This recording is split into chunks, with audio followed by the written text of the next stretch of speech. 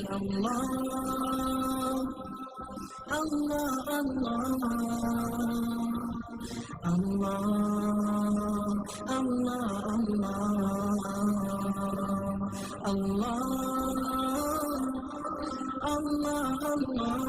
ونصلي على رسوله الكريم اما بعد فاعوذ باللہ من الشیطان الرجیم بسم اللہ الرحمن الرحیم۔ ہم قربانی کے متعلق شرعی مسائل اور احکام عرض کر رہے تھے۔ آج بھی اسی سے متعلق کچھ اہم گزارشات معروضات آپ حضرات کی خدمت میں پیش کی جائیں گی،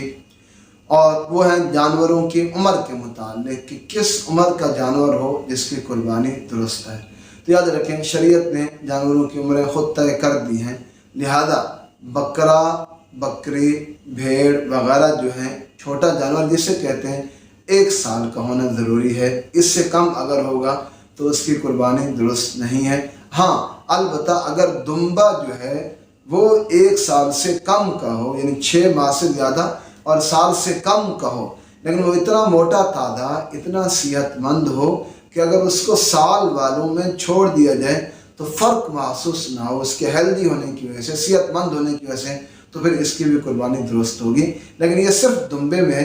بکرا وغیرہ اگر وہ جتنا بھی موٹا کیوں نہ ہو، صحت مند کیوں نہ ہو، اگر اس کی عمر سال سے کم ہے تو اس کی قربانی درست نہیں۔ تو بہرحال جو چھوٹا جانور ہے اس کے لیے 1 سال، جو گائے ہے یا بیل ہے یا بھینس ہے ان کی عمر کم از کم 2 سال ہونا ضروری ہے۔ اس سے کم اگر ہوگا تو اس کی قربانی درست نہیں، اگرچہ 1 دن ہی کم کیوں نہ ہو تو 2 سال پورے ہونا ضروری ہے۔ جو اونٹ ہے اس کی عمر کم از کم 5 سال ہونا ضروری ہے۔ 5 سال اگر عمر ہے تو ٹھیک ہے، اگر اس سے کم ہے تو اس کی قربانی درست نہیں ہے۔ اچھا، سال سے مراد یاد رکھیں قمری سال ہے، چاند والا سال ہے، اسلامی جو تاریخیں ہیں ان کے لحاظ سے ہے۔ شمسی سال، سورج والا سال یا انگریزی کیلنڈر کے مطابق جو سال ہوتا ہے وہ مراد نہیں ہے، کیونکہ قمری اور شمسی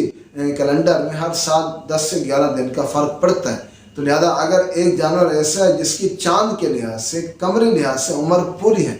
لیکن سورج کے لحاظ سے، شمسی اور انگریزی کیلنڈر کے لحاظ سے عمر پوری نہیں بھی ہے تو آپ اس کی قربانی کر سکتے ہیں، کوئی مسئلہ نہیں۔ جیسے میں نے عرض کیا کہ 10 دن کا فرق ہوتا ہے تو مشکل نہیں ہے، اگر انگریزی سال کے لحاظ سے نہیں پوری ہوئی اور قمری لحاظ سے پوری ہے تو بھی آپ اس کی قربانی کر سکتے ہیں، اس میں ٹھیک ہے۔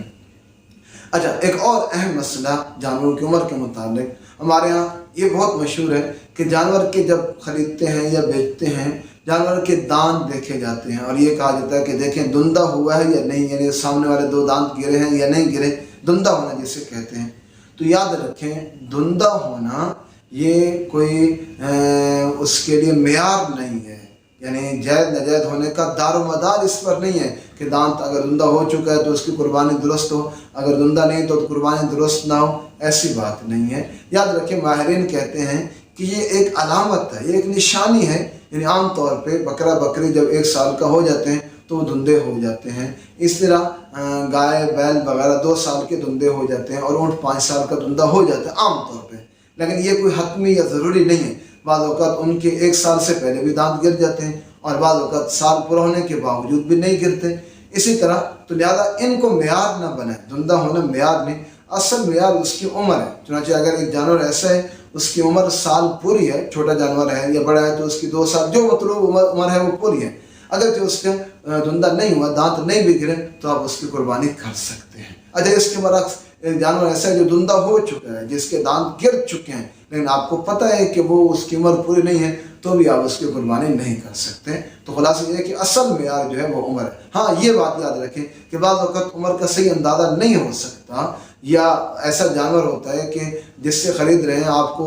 اس کے اوپر اطمینان نہیں ہے، تو پھر علماء فرماتے ہیں کہ ایک ظاہری علامت کے طور پہ دانتوں کو بھی معیار بنا سکتے ہیں، اگر عمر کے معلوم کرنے کا اور کوئی ذریعہ نہ ہو تو پھر دانت دیکھ کر کے بھی آخری اس میں فیصلہ کیا جا سکتا ہے۔ اللہ تبارک و تعالیٰ سے دعا ہے جو کچھ کہا سنا اللہ اس کو سمجھنے کی اور اس پر عمل کرنے کی توفیق عطا فرمائے۔